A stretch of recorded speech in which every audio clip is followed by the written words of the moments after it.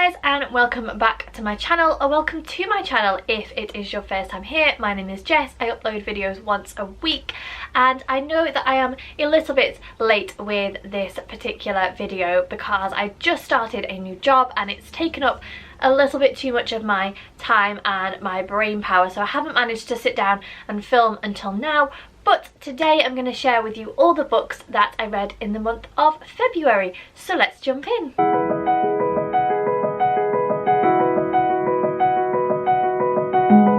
So the first book I'm going to talk about is The Familiars by Stacey Halls, and I have mixed feelings about this book. This is historical fiction. It takes place during the 1600s, and what the author has done is taken a whole host of people who existed during this time and created a fictionalized version of what happened during a very infamous witch trial known as the Pendle Witch Trials. And the reason that the Pendle Witch Trials is famous or well known is not because it was the only one of its kind. There were lots of witch trials happening up and down the country due to various different political things, but the reason that it's so famous is because the number of people who were accused and stood trial at the Pendle Witch Trials was the biggest number that had been seen up to that point to stand trial at one time.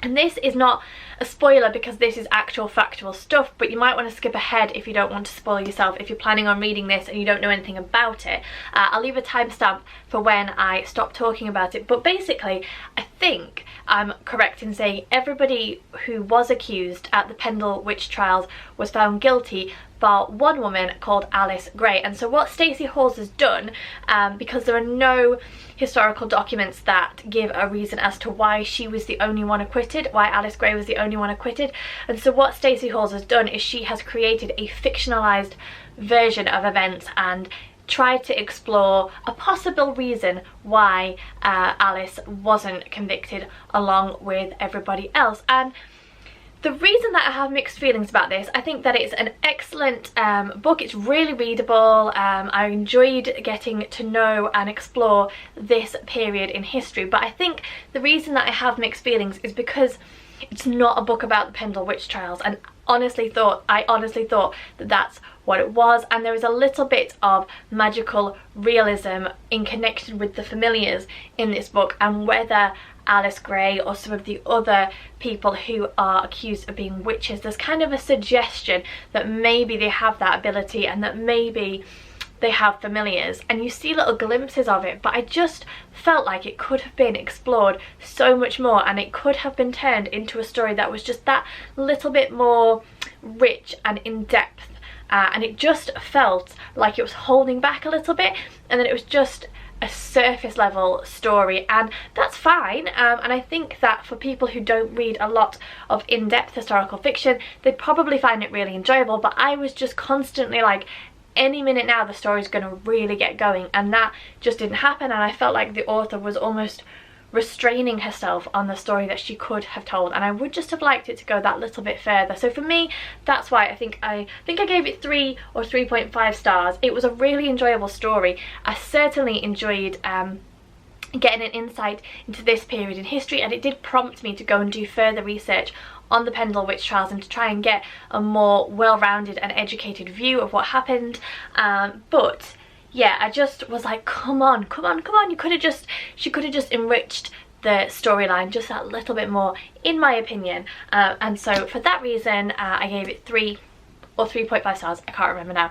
But yeah, mixed feelings on that one. And then the next book that I picked up, again, I have quite an unpopular opinion of, because it is a book which is much beloved, particularly in the book community. It's a bestseller.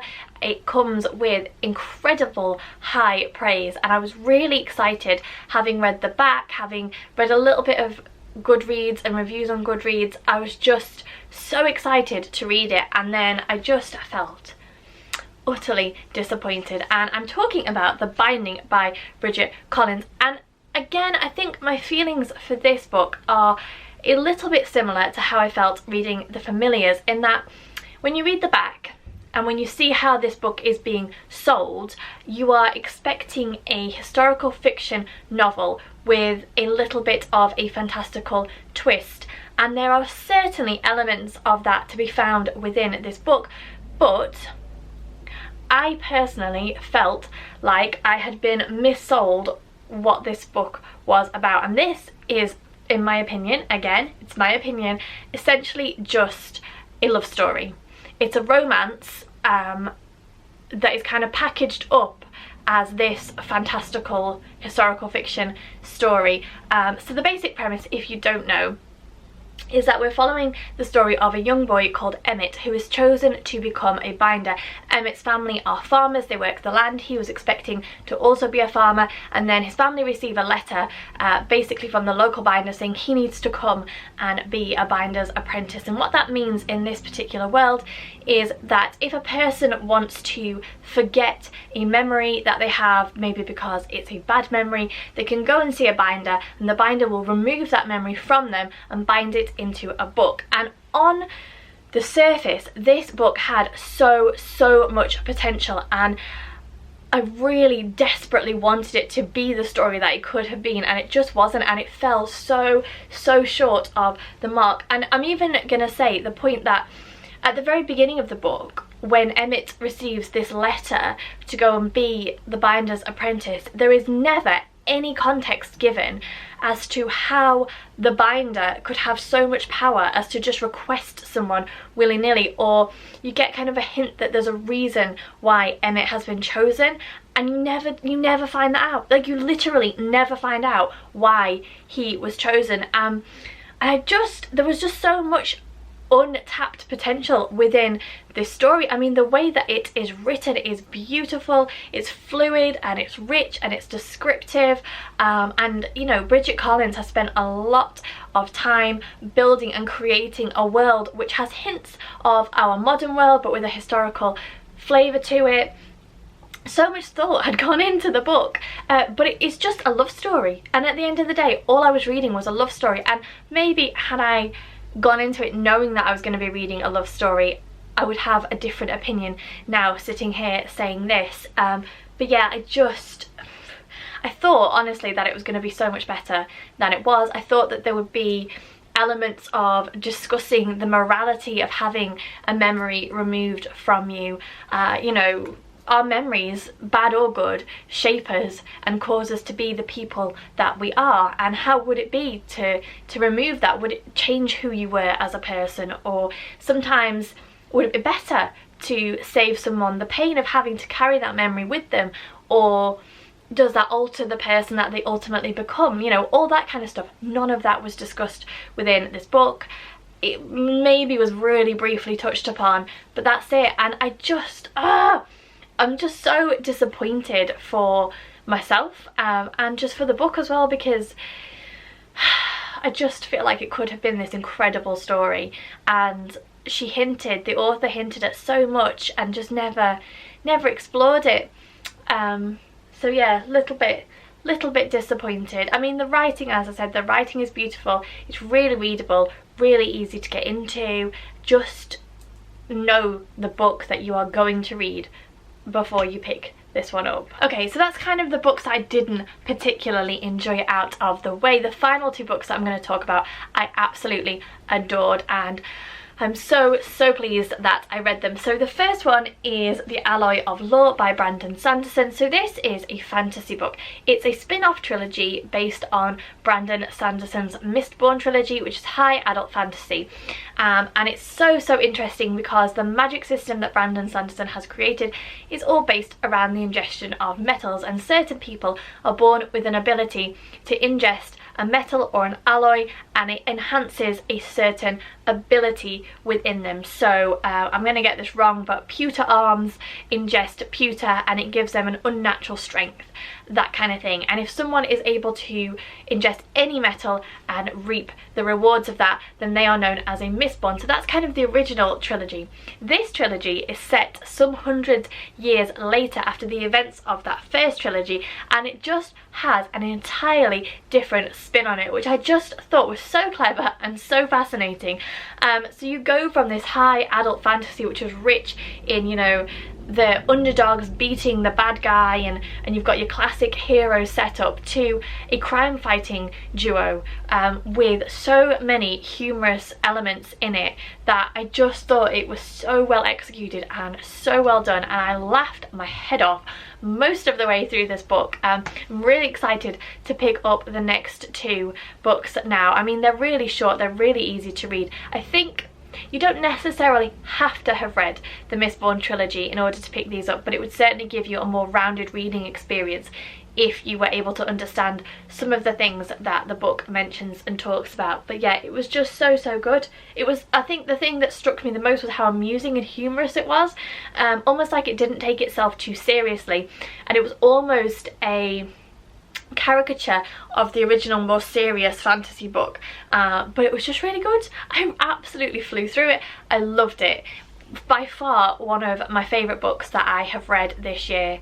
I thought it was so well executed, and you know, the whole kind of crime fighting hapless duo thing, it just struck a perfect chord. It was so good. Thoroughly enjoyed it. 5-star read. And then the final book I'm going to talk about is possibly my favourite read of the year so far. I absolutely adored this book from start to finish, and I am talking about Where the Crawdads Sing by Delia Owens. And it's funny to me that this month I read two extremely hyped books, one being The Binding and one being Crawdads, and I didn't love The Binding, but this book, in my opinion, deserves all the high acclaim that it has received. It is a gorgeous, beautiful, heart-wrenching, there is so much to love and enjoy about this book, and I'm almost hesitant to tell you too much about it because I knew very little, and I think that just really enhanced my reading experience, because I just went on a journey with the author and with the characters in this book, and it was just so wonderful.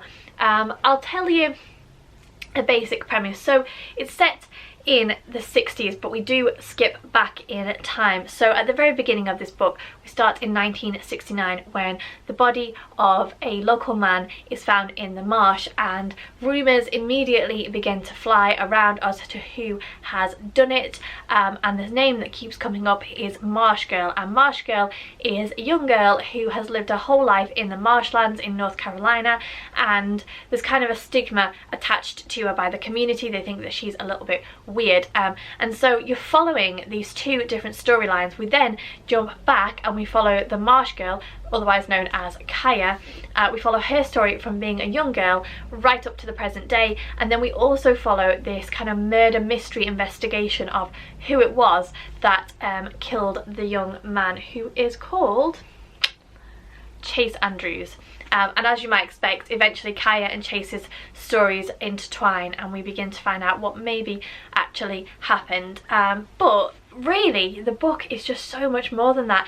It's descriptive and it's rich. It's full of nods to the local wildlife and the local food and the local climate, but it's just so well done that you don't feel like you're reading a book about nature or about animals or the local habitat. You know, you get this really rich and descriptive view of the place that you're reading about, but without it being heavy-handed. And that was one of the real standout things to me, was the way that the author managed to capture the area in North Carolina so well, but without it being over the top.